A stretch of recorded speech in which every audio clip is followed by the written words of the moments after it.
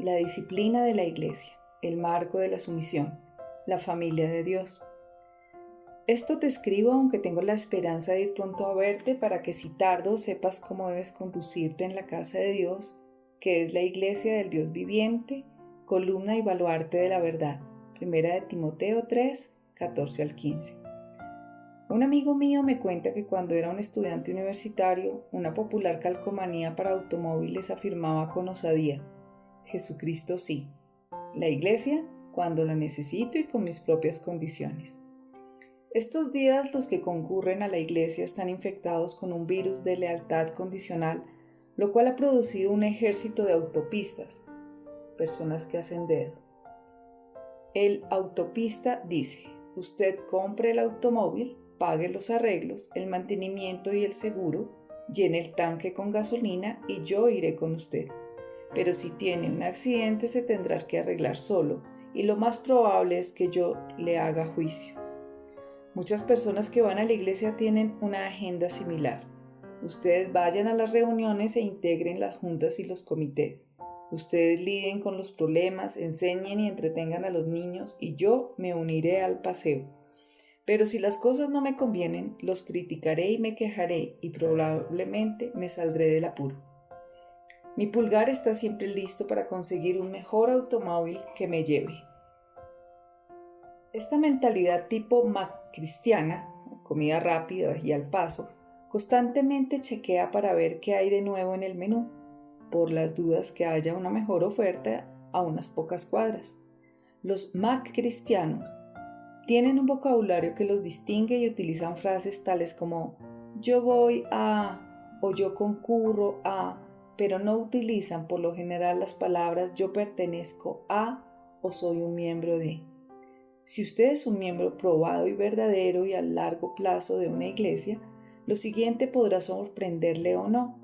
Una encuesta de opinión de la investigación de George Barna en 1999 mostró que 1 en 7 norteamericanos cambia su afiliación de iglesia cada año, mientras que 1 en 6 gira entre iglesias.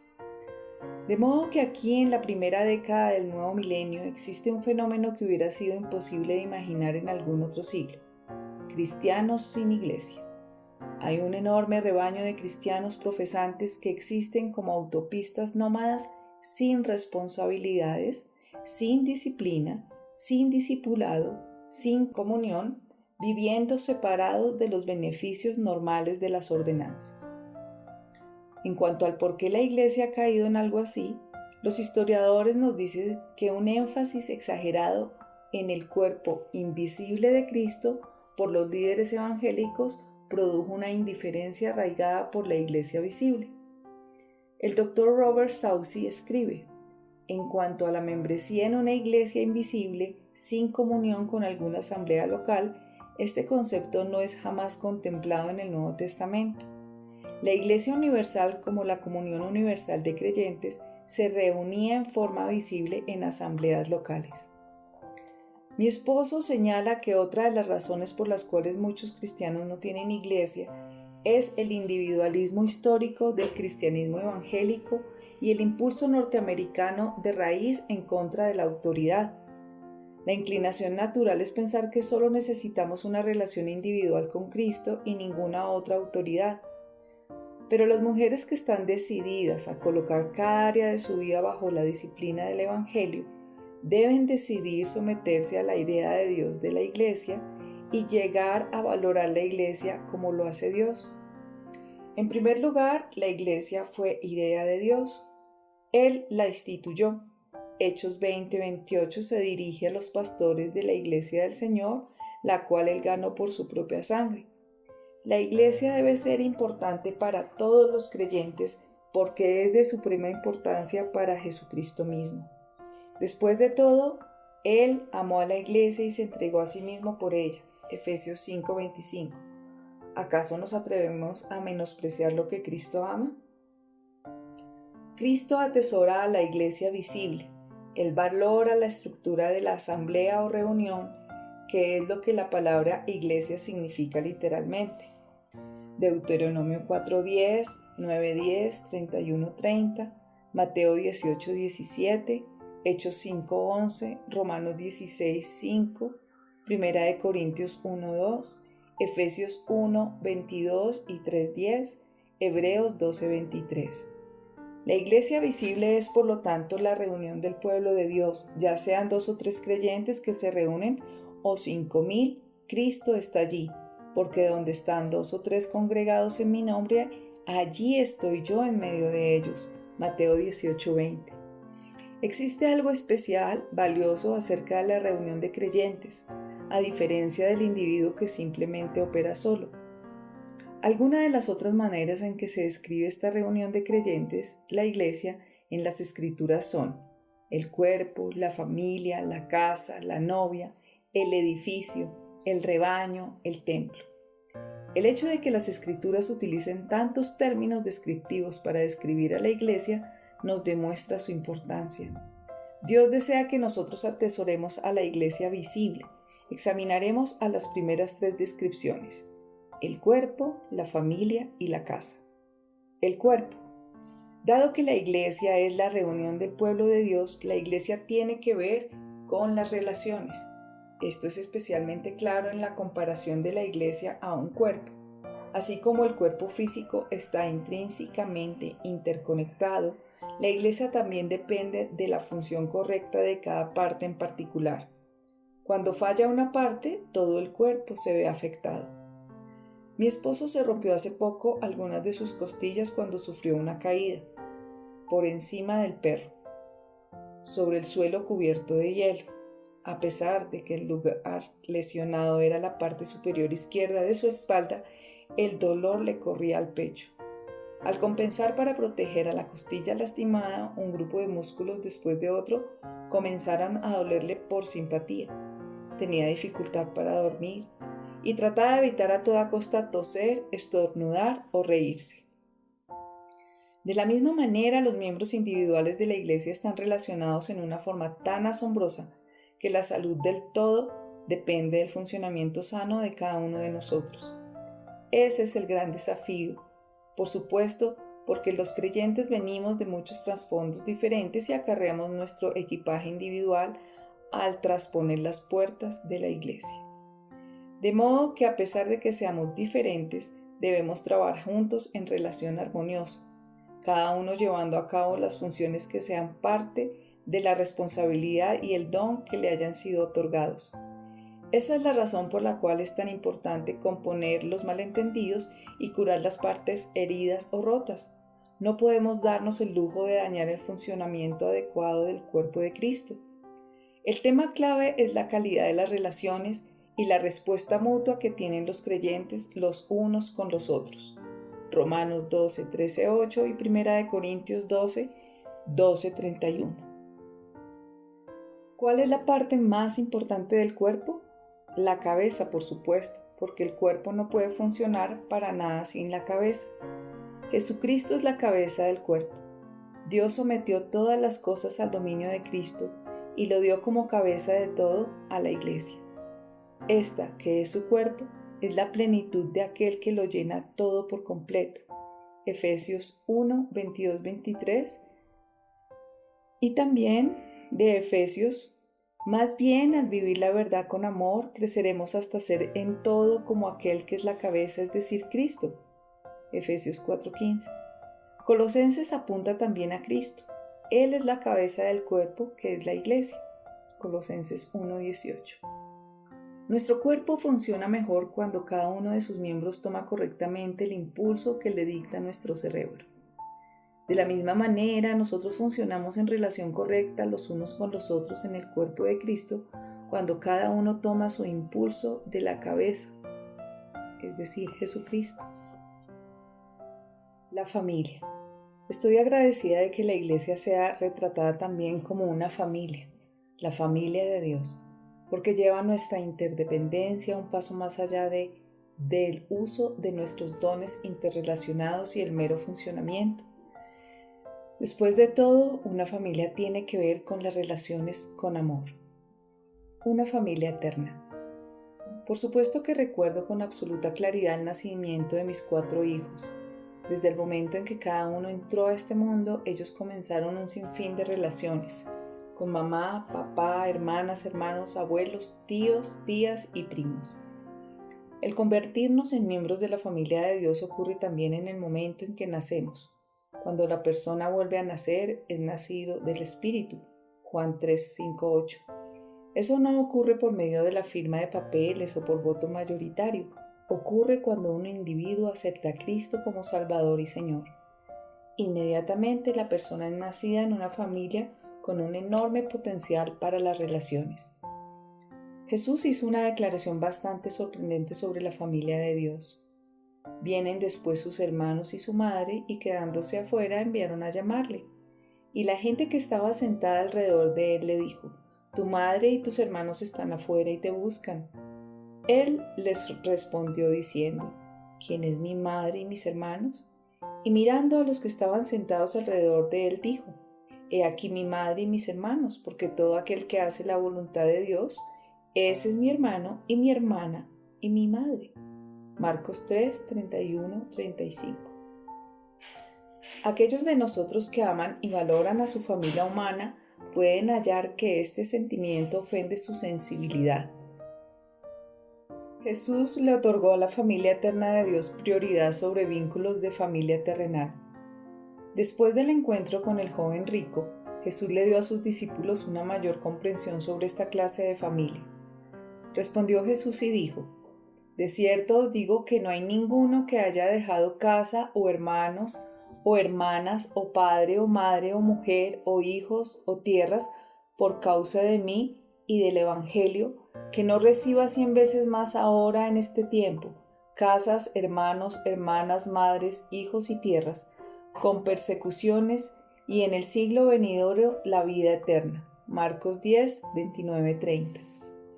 Al compartir el mismo Padre espiritual, la dinámica de nuestra relación es mucho mayor que aquella en nuestra familia terrenal.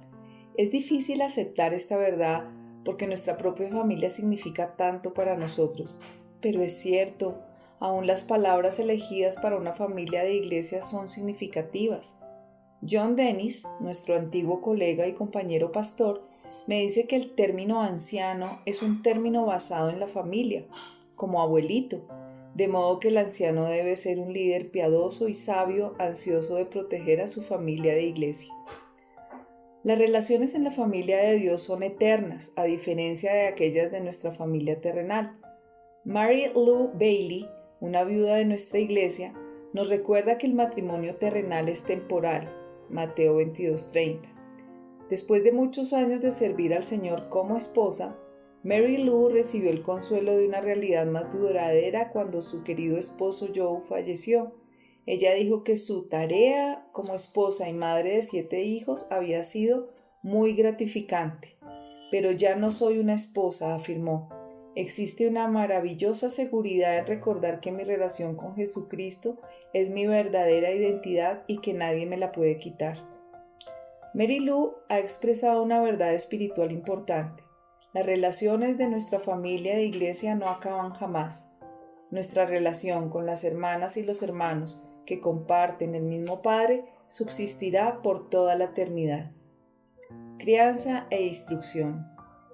La iglesia como familia de Dios es hermosa.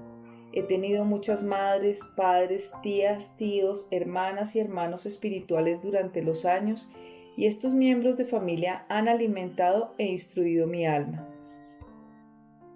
La señora Thorne, la superintendente del departamento de la escuela dominical primaria, tenía el cabello como un ángel, hileras finamente peinadas de ondas blancas, y ella me enseñó un himno pasado de moda que aún lo canto a menudo. Y dice así: permite que la belleza de Cristo se vea en mí, toda su maravillosa pasión y pureza. Oh, tu Espíritu Divino refina toda mi naturaleza. Hasta que la belleza de Cristo se vea en mí. Traducción libre. La señora Coleman, mi maestra de 4º grado de escuela dominical, era la mamá que me entrenaba en mi labor de memorización bíblica. Ella se ocupaba de que yo memorizara varios salmos, el 23, el 100 y el 121, el Padre Nuestro y las Bienaventuranzas. Ella me premiaba en aquel entonces, pero muchos años después todavía sigo cosechando los beneficios de las palabras de Dios registradas en el banco de mi memoria. Le doy gracias a Dios por sus cuidados de mi alma tierna. La señora Boxley administraba fielmente la escuela dominical de vacaciones cada verano. Qué emocionante fue para mí cuando me gradué como estudiante y pasé a ser ayudante de la maestra, lo cual me dio el privilegio de unirme a las damas y a la señora Boxley en la cocina para orar y tomar café. Yo era muy susceptible y el ejemplo de la ardua labor de esta tía alegre dejó su marca en mí. Larry Sharp era mi hermano mayor y líder de jóvenes. Después del servicio vespertino, nos llevaba a su viejo Chevy a comer patatas fritas y tomar Coca-Cola. Luego, cada miércoles a la noche, con paciencia y tenacidad, nos enseñaba a nosotros, el grupo de jóvenes que cursábamos los primeros años del colegio secundario, sobre el tabernáculo del Antiguo Testamento. ¿Cómo cobró vida para mí el sacrificio de Cristo aún a esa edad? Le doy gracias a Dios por el ministerio de Larry Sharp, un miembro afectuoso de la familia. Otras veces he sido yo la que da, educando, enseñando, orando y animando a los miembros de la familia de Dios. Este tomar y dar entre la familia es la atmósfera que permite que nosotros crezcamos y que la comunión se desarrolle. Comunión. La Iglesia, como la familia de Dios, nos brinda uno de los más dulces obsequios de Dios a sus hijos, la comunión. El teólogo G.I. Parker señala la presencia de la comunión en la primera descripción que el Nuevo Testamento nos da de la vida de la joven iglesia. Y perseveraban en la doctrina de los apóstoles, en la comunión unos con otros, en el partimiento del pan y en las oraciones. Hechos 2:42.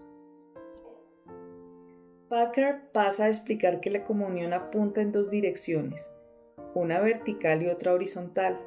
Los creyentes tenemos comunión unos con otros, horizontal, porque compartimos el mismo Padre Dios, vertical. La comunión con nuestro Dios Padre alimenta la comunión de los unos con los otros. La comunión es una cosa de familia y es mucho más que un cálido saludo cuando uno sale de la puerta de la iglesia o una conversación tomando café. Es el compartir habitual, el constante dar y recibir mutuo, el cual es el verdadero y auténtico modelo de vida para el pueblo de Dios. Cualquiera que haya pasado una velada con amigos cristianos considerando los misterios de Dios, cómo vivir a la luz de los mismos y las glorias que nos aguardan, sabe que esto es cierto. Los discípulos en el camino a Emaús lo expresaron por todos nosotros cuando hablando sobre la enseñanza de Jesús dijeron: ¿no ardía nuestro corazón en nosotros? Recuerdo una noche en una casa en las afueras de Londres, sentados alrededor de una mesa en un pequeñísimo comedor. Varios pastores y sus esposas habían viajado para asistir a una conferencia sobre la Biblia.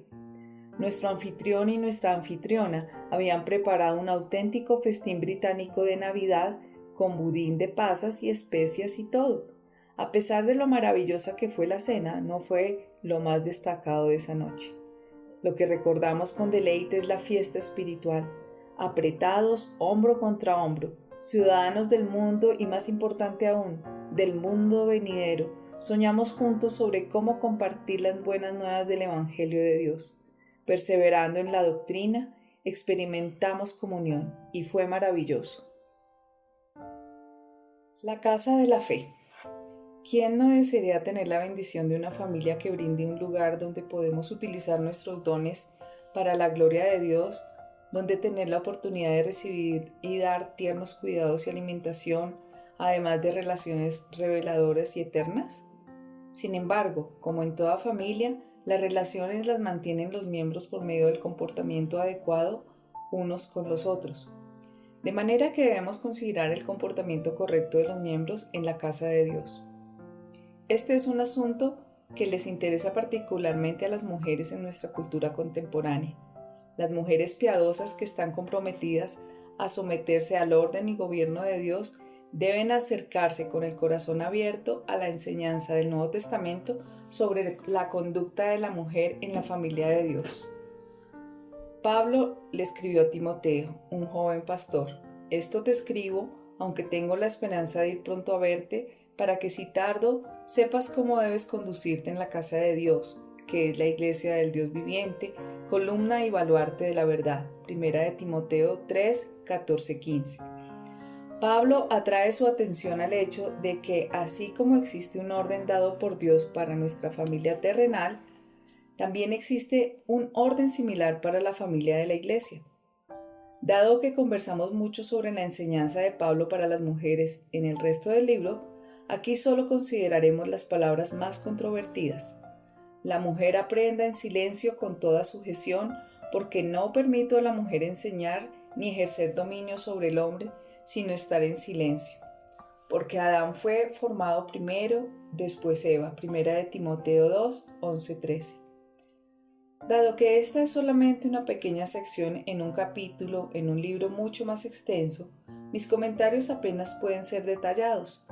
Me doy cuenta, por supuesto, que estas palabras encienden la alarma de muchas de ustedes. Son palabras difíciles, especialmente hoy cuando las mujeres valoran y ejercitan su libertad de tantas maneras diferentes.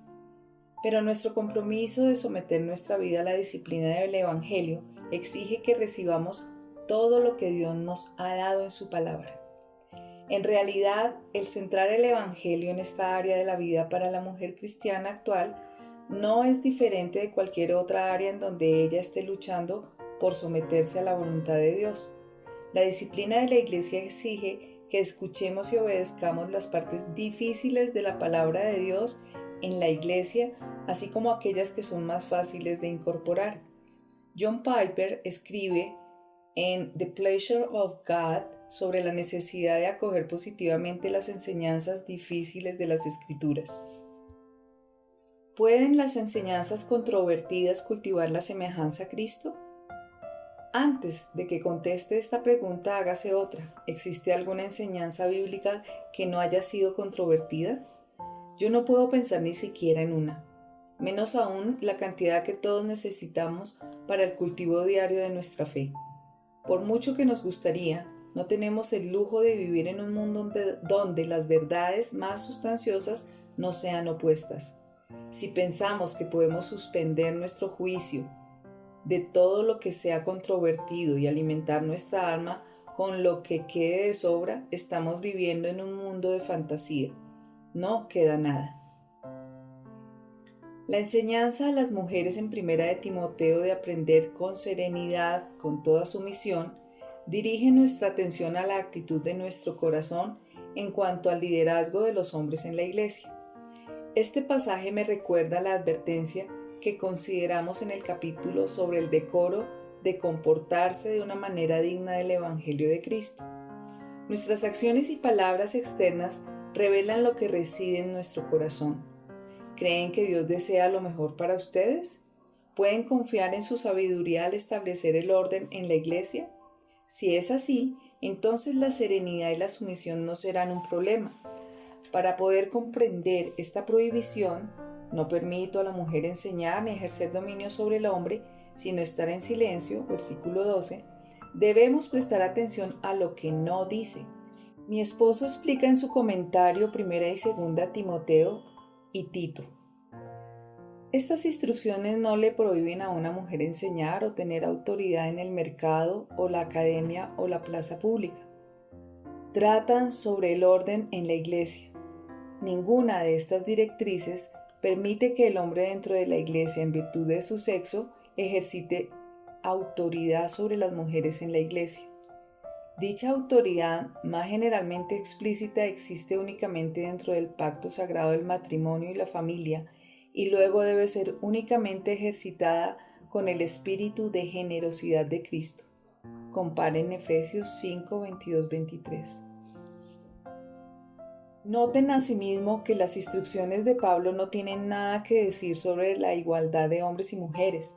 Dicha igualdad ha sido establecida desde el principio en Génesis 1:27, en virtud de que el hombre y la mujer fueron creados a la imagen de Dios. y a la igualdad espiritual mutua y el estado de los hombres y las mujeres en Cristo. Pablo mismo les dio una expresión espectacular anteriormente en Gálatas 3:28. De modo que ahora, ¿cómo debemos entender la prohibición de Pablo de que las mujeres enseñen y que ejerzan autoridad sobre el hombre, especialmente teniendo en cuenta que las palabras enseñar y ejercer autoridad no contienen ninguna connotación negativa tal como dominar o ser dominante? La respuesta es que la palabra enseñar y sus sustantivos enseñanza y maestros son utilizados en el Nuevo Testamento para describir la instrucción doctrinal pública, cuidadosa y autoritaria. Compare 1 de Timoteo 4:11-16, 2 de Timoteo 3:16 y 2 de Timoteo 4:2. Lo que entonces se prohíbe es predicar, tal como Pablo le encarga a Timoteo. Predica la palabra, persiste en hacerlo, sea o no sea oportuno, corrige, reprende y anima con mucha paciencia sin dejar de enseñar. 2 de Timoteo 4:2. Lo que entonces se prohíbe es predicar, tal como Pablo le encarga a Timoteo. Predica la palabra, persiste en hacerlo, sea o no sea oportuno, corrige, reprende y anima con mucha paciencia sin dejar de enseñar. 2 de Timoteo 4:2. También se prohíbe el rol de maestro anciano, quienes definen autoritariamente y exponen el depósito apostólico. Este es el reino de los ancianos masculinos que son aptos para enseñar. 1 de Timoteo 3:2. Nuevamente, el texto es también muy claro en que la actitud es de fenomenal importancia, sumisión al liderazgo. La mujer aprenda en silencio con toda sujeción, versículo 11, por tanto se excluye la actitud discutidora. En pocas palabras, las mujeres no deben enseñar o ejercer un dominio semejante al de los ancianos. El razonamiento dado por Dios que se encuentra detrás de la prohibición de Pablo es: porque Adán fue formado primero, después Eva, y Adán no fue engañado, sino que la mujer siendo engañada incurrió en transgresión. Versículos 13 y 14.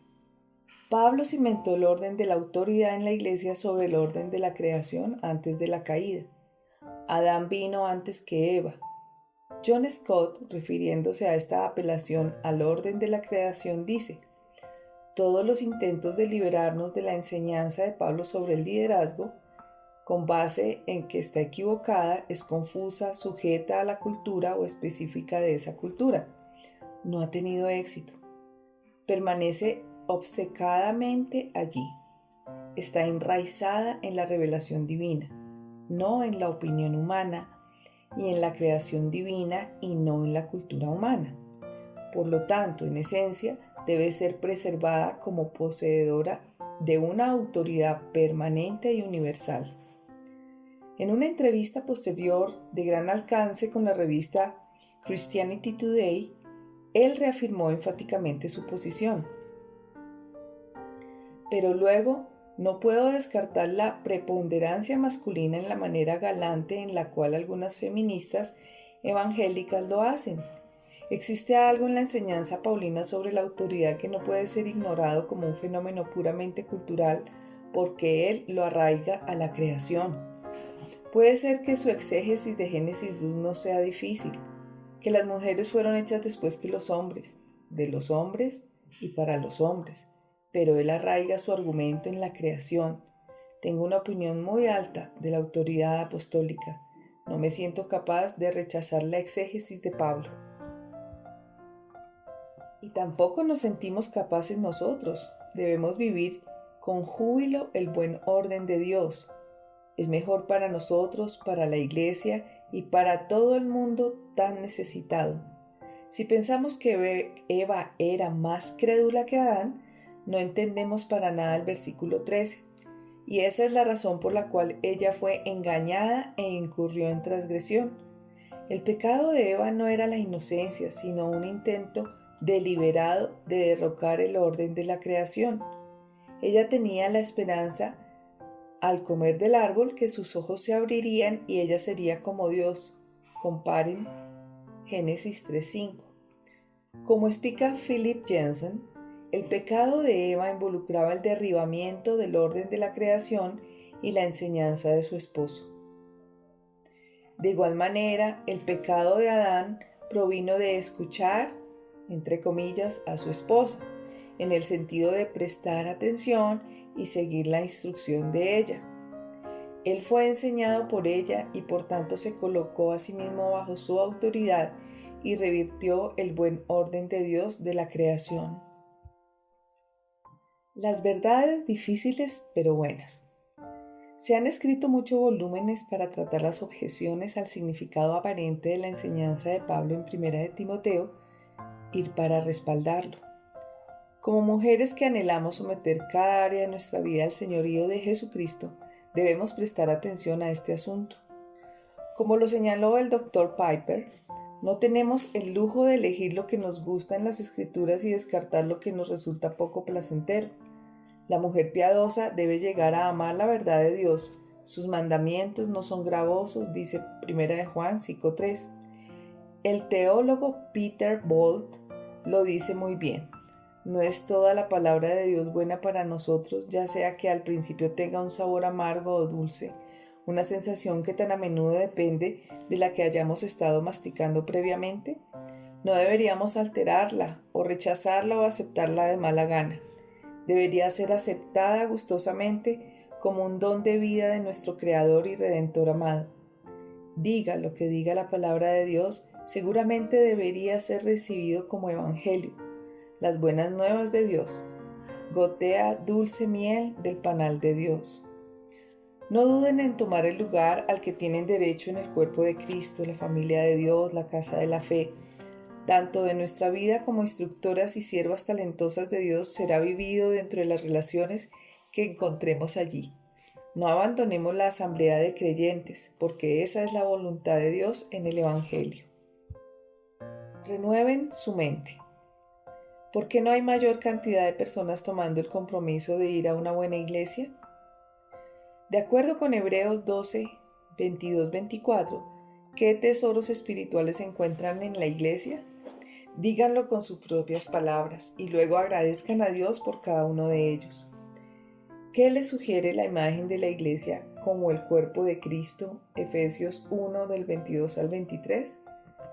Su templo, Efesios 2, 19, 22. Su novia, Efesios 5, 25, 33. ¿Qué tienen que ver sus actitudes hacia la iglesia y hacia Cristo entre ellas? ¿Qué las tienta a desobedecer? Hebreos 10:25. ¿Qué beneficios espirituales podrían perderse al permanecer apartadas de las reuniones cristianas? Al nivel más elemental no tenemos que ir a la iglesia para ser cristianos, no tenemos tampoco que ir a casa para estar casadas, pero en ambas situaciones, si no lo hacemos, tendremos una relación muy empobrecida. ¿Cómo fortalecen la asistencia regular y la participación sus relaciones con Dios, con los miembros de su familia y con otros creyentes? Sean específicas. Enumeren las fortalezas y debilidades que ven en su iglesia. Ahora anoten la forma en que ustedes personalmente contribuyen a cada una de ellas y también maneras específicas en que pueden ser parte del cambio de las debilidades. ¿Luchan ustedes con la enseñanza de Pablo en 1 de Timoteo 2 en cuanto a la conducta y el rol de la mujer en la familia de la iglesia? Para un estudio más amplio revisen 1 de Timoteo 3:15, 1 de Pedro 3 del 1 al 7, Efesios 5, 22-33, Colosenses 3, 18 y 19 y 1 de Corintios 11, 14. Ustedes pueden también leer Woman Creation and the Fall por Mary Cashin, Recovering Biblical Manhood and Womanhood, editado por John Piper y Wayne Grudem, y Man and Woman in Christian Perspective por Werner Neuer.